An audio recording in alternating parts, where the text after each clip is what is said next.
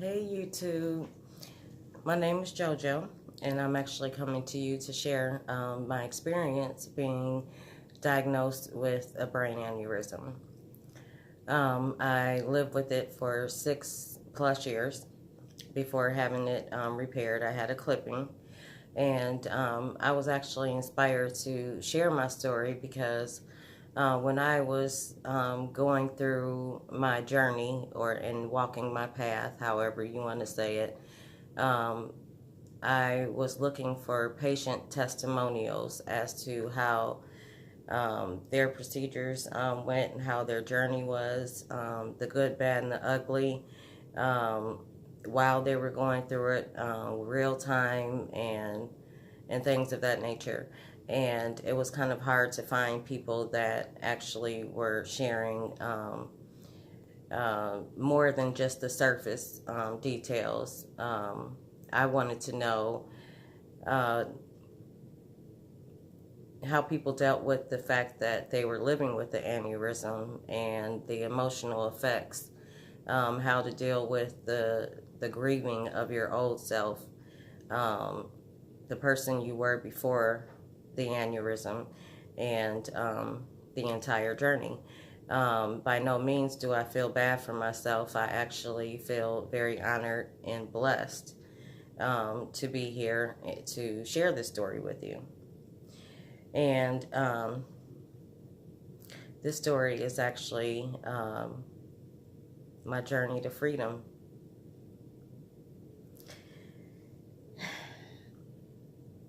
What led to my diagnosis was me actually having to go to. I was required to get an immunization for a job that I was doing medical billing at a hospital, and it was required for the position. So I went ahead and got the injection, and it ended up. The injection site ended up becoming infected. It got so infected that I ended up with fever, chills. The site was more than warm. It was very, very hot, very red, very painful. Could not wear clothing on this arm here. It got really bad over a week's time. So my supervisor ended up suggesting that I go to the ER because I was looking very, very flushed and just unhealthy. So I went ahead and went to the ER. I was first referred back to the physician's office that administered the injection, and they determined that I had an abscess and got an infection, and my body was basically rejecting the immunization. So to make a long story short, I went to the ER. They drained it and put me on antibiotics. I obviously I got better, but through that time I had never had history of headaches. I started having headaches during that infection, during that time of the infection, and even after the infection, I continued to have the headaches, and the headaches were increasing in frequency and in severity. So much so that I could not work anymore, and I was no longer a reliable employee because I couldn't be reliable for myself. Sometimes I just couldn't function. So that was a horrible, horrible realization to come to, that I was unable to work the occupation that I did for over 20 years.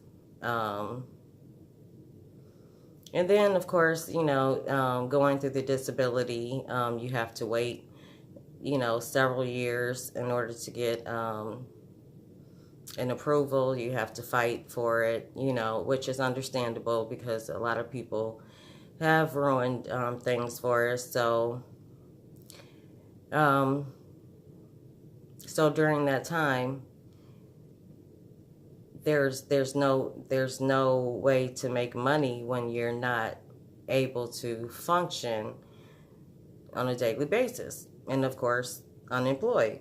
So it took 3 years to get disability, um, which I'm grateful for. But I'm 42 and I'm living on a fixed income, and that is a story that I never thought would be mine. However, through all the struggles, through this entire journey, through all the pain, the anguish, all of those bumps in the road were worth it. And I'm blessed to be here talking to you right now and being able to share that story. So, back to how I was led to my diagnosis. After the immunization, again, like I said, my headaches were growing in intensity and frequency. So my mother actually started getting worried, and she put her foot down. No matter how old you are, your parent is going to always be able to make you do something. You're going to always end up listening to them, whether you want to or not. Kicking and screaming, you're still going to do what they say. So we went to the ER, and when I got there, I felt like the doctor wasn't taking me very serious. I wasn't sure what he thought I was there for. Maybe nowadays everybody is worried about people wanting pain medicine. Whenever you use the word pain, it's like you can see the look on the person on a doctor's face immediately, as if it was an alarm. Now, the doctor said that he wanted to do a spinal tap to see if I had any internal bleeding. I do have a family history of aneurysms. My grandmother on my mother's side actually had a couple aneurysms. One ruptured, and she was in the incapable of taking care of herself and was in a nursing home for about 15 years before she passed away. At that time, she was afraid to have the surgery. She was afraid of what the outcome could be, and I think there was a little bit of vanity involved, but she was a huge lesson and a huge push for me to go ahead and take the leap and get the aneurysm clipped. My aneurysm was small, but with the history in my family, also, and I'm sorry, I did not mention that my uncle on my mother's side had an abdominal aneurysm, which was a horrible experience, very touch and go. However, he did end up living a very good life after that journey. And also my great and grandfather on my dad's side of the family also had aneurysms. So I had a double whammy. I pretty much had aneurysms come and do this right here on my head. So, which is fine, because God doesn't give us anything that we cannot handle.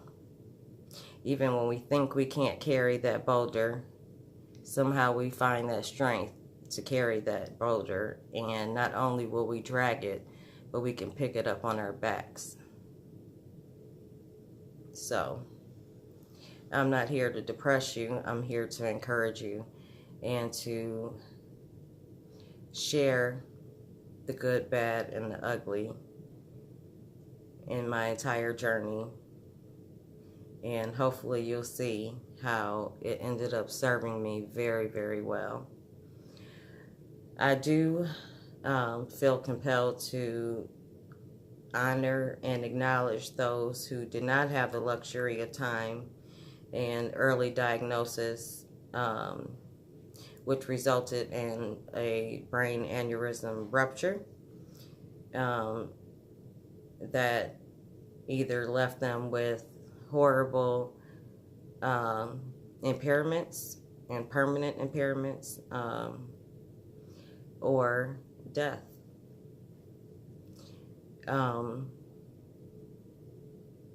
I'm thankful every day that I actually made it through the journey, even though sometimes it didn't feel like I would. So I'm here to give hope, to give encouragement, to share my story so that there are no mysteries for you. And you're not alone. We brain injuries, brain insults, or controlled trauma on the brain, which would be surgery. They're all a very, very lonely infliction or disease, or it's a very, very lonely and sometimes invisible illness. And even though you don't wear your impairments on your shoulders, not everyone, since you don't, people don't take you serious. They look at you and say, you look okay.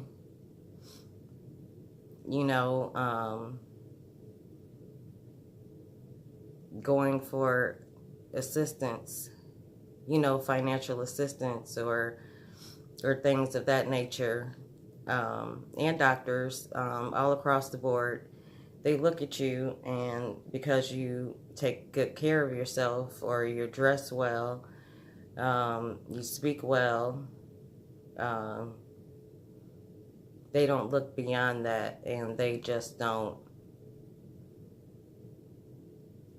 No one can understand.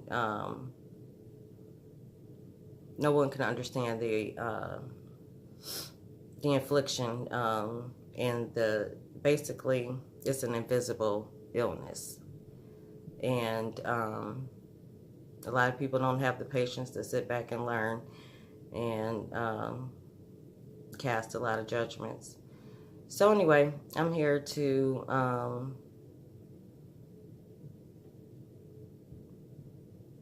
bless everybody with the blessings that I feel that were poured upon me, and I'm going to pay it forward and share with you every bit of my journey. But it's a very long journey, so it's going to take some time to share. I would like to add that I am by no means saying that the immunization was the cause of my aneurysm, but I am saying that it could have exacerbated it. Make sure you look into your family history, get tested. It's easy. Just get an MRI, and make sure that you follow it up. I will be following up this video with all of the details of my admission, the day that I was diagnosed, in my admission into the hospital, and my experience, the tests that I went through, and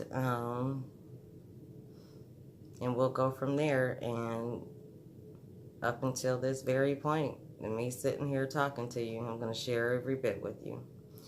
So anyway, please like, share, subscribe, and hit the notification bell so you'll get my